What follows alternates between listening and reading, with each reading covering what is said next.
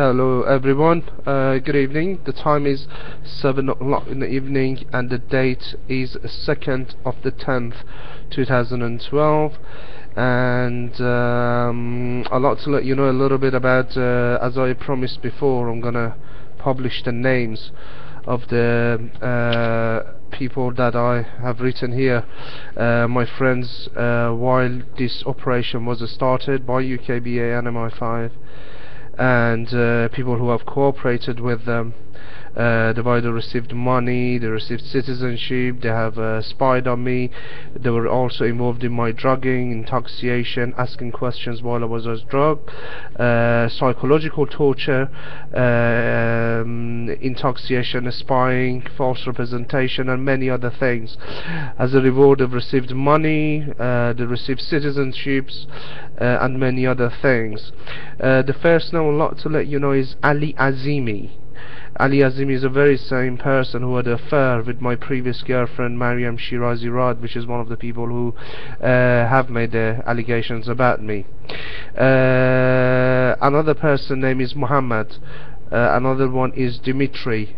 I don't exactly know the surnames. Another person is Payman.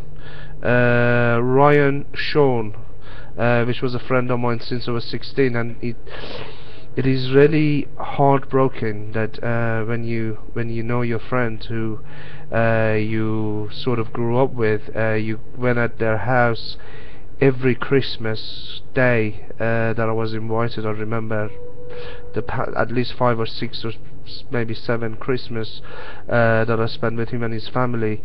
We're actually doing that. It's just heartbroken. I believe he's officially employed by MI5 at the moment. Another person, brutal person, is Amir Somesarai. As I said, these people they do not include these names. They do not include the names name of the people that came in my life after the operation was a start. Some of the MI5 members and some other people. These are just ordinary friends which I had, and they were used, but of course some of them could be MI5 agents at the particular time of being my friend as well, which I didn't know about. 2 of them in particular have also cooperated, and they were involved in my kidnapping. Another name that I would like to talk to you about that I mentioned a few times previously, name is Ali Malik Farnood. Him and his wife, I'd like to let you know about them. They were here on a student visa. They were offered a full refugee state citizenship, which I don't know how exactly they've done that. This was a part of a contract with the Home Office they had, and they were offered a refugee status while this operation was actually going, as far as I know. I would like to tell you on one of the occasions what Mr. Ali Malik Farnood and his wife are actually done. After the night I was actually drugged in that nightclub, and I climbed the building, and everybody was actually gathering below the building and telling me jump, jump, jump, jump, and many other things that actually happened on that night. The things were really getting out of hand. People were start asking questions, what's happening? There were CCTVs were checked, police knew exactly what was happening, and I spoke to many people, and I'll be honest with you, ladies and gentlemen, if the police is still today looks for the people who were involved in the riots and causing a lot of damages into the shops and different places, they're still getting arrested by checking the CCTVs. Obviously they would have known about the MI5 members, the faces on there, the body languages, the signals they used to send to each other, the person who drugged me, which he clearly admits, and everything. What they've done, they went up to Mr. Ali Malik Farnood. He was offered a substantial amount of money. On a day that I met him, he transferred £75,000, I think it was, to Iran, that were given by the either UKBA or MI5. I believe the Iranian members who have given that to him, some of them were part of a Manuto TV, and some other people could be Mr. Potkin as well. Mr. Ali Malik Fanood, they set up a company for him. I think it was called Johnny Clean or Johnny King or Johnny Cleaning, very similar to Johnny Clean, the company that exists today. It was just one word or two word different from that company, which we went to Liverpool, and they bought a van for him. They gave him a van, and he put the stickers on the van and everything together. On 2 or 3 occasions that I was eating at his house, that I was drugged by his wife. One point I went to the kitchen, and as soon as she didn't realize I noticed there was a powder she was actually putting in the food that she was mixing with the food. On 2 or 3 occasions that I was at their house, the wife did not eat anything of that food at all, and it was very strange. And once we ate and we went out of the kitchen, she started eating a different food. I mean, it doesn't make sense, does it? You cook your food and you do not eat your own food that you're cooking, and you eat something else once people left. Mr. Ali Malik Fanood ate very little bit of that food.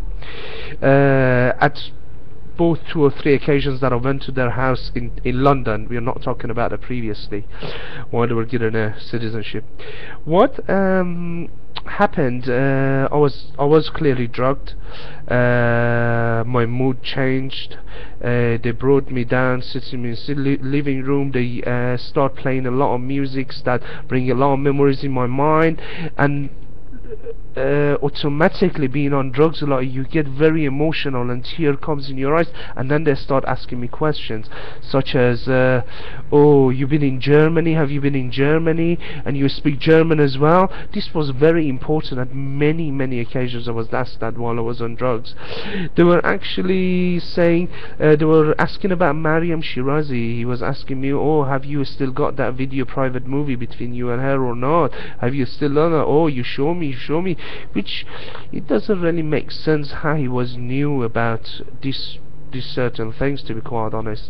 He was also making it out as look like as he was talking to Mario. He says he was talking to his wife, and it was clearly recorded. I believe they had a phone. They have this iPhone 4s, which they mainly had, and they actually record your voice, and other people will be able to listen. And there was potentially also cameras on you.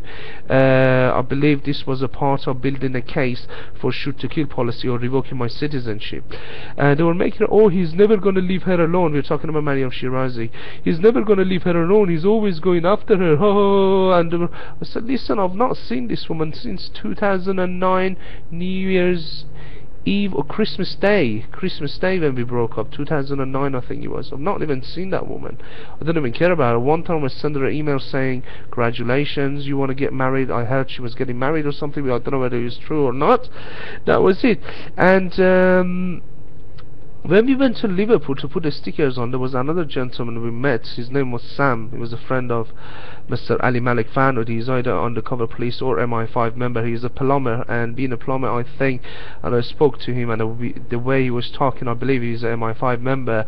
The plan was that because the things were getting really out of hand and people would start asking questions, the plan was for me to move into Bromley in his house, so he would be carrying on the drugging again, asking questions, building evidence. If they could not get enough evidence, I would be, as I spoke to Mr. Sam, he was Iranian member, he would be offering me a passport to travel to Canada illegally, and they were telling me, oh, you have all these problems, and all the time on drugs they would say, you have a psychological problem, go to doctor, you're crazy. This was the plan. So actually they set up the company for him. They said, listen, we'll get all the customers, don't worry about anything, we get all the customers coming, let him make a few grand, he get a few passport and goes. In the meantime, if we get any evidence to put him in a jail or something, we will. Excuse me. This was part of the plan for Mr. Ali Malik Fanood and his wife. Another thing, he was also offered to bring 2 members of his family, and they would be also offered a legal citizenship, which they've got visa, and I believe they could be here now, and they should be applying for a refugee status, and they would probably be granted a refugee status as a part of a deal Mr. Ali Malik Fanood had. Another time that Mr. Ali Malik Fanood, when I realized about everything, and I sent a text message, and I told him what's been happening.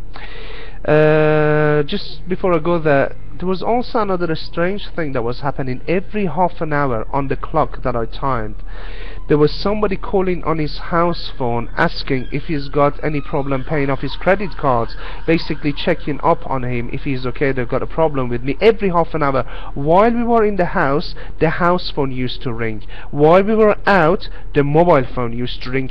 Every half an hour without missing one on the clock. I mean, 2 times every 1 hour, every half an hour that was a phone call.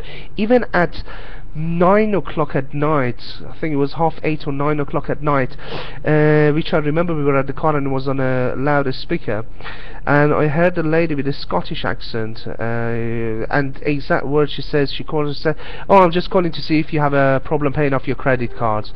And then he said, "No, I mean, I was in the sales and marketing, and I know Scotland is part of the UK, and call centres in Scotland are actually closed at 5, half 5, maximum 6.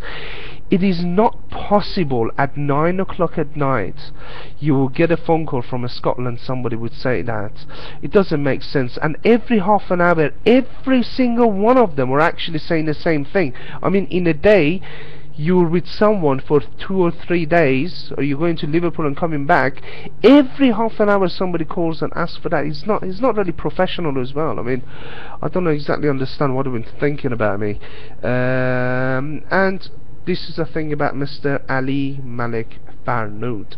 One of the conversations which Mr. Ali Malik Farnood had with another MI5 member, which I heard, and I'm not going to mention how till a court date, was he was really worried that what's going to happen if he comes to us, what's going to happen, we've got family and this and that. And the MI5 member replied, "Don't worry about him, they're either going to kill him soon or set him up for something and put him in the jail."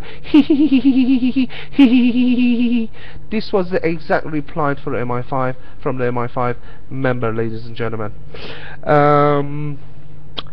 Thank you very much for your time and listening. Thank you, ladies and gentlemen. Bye bye.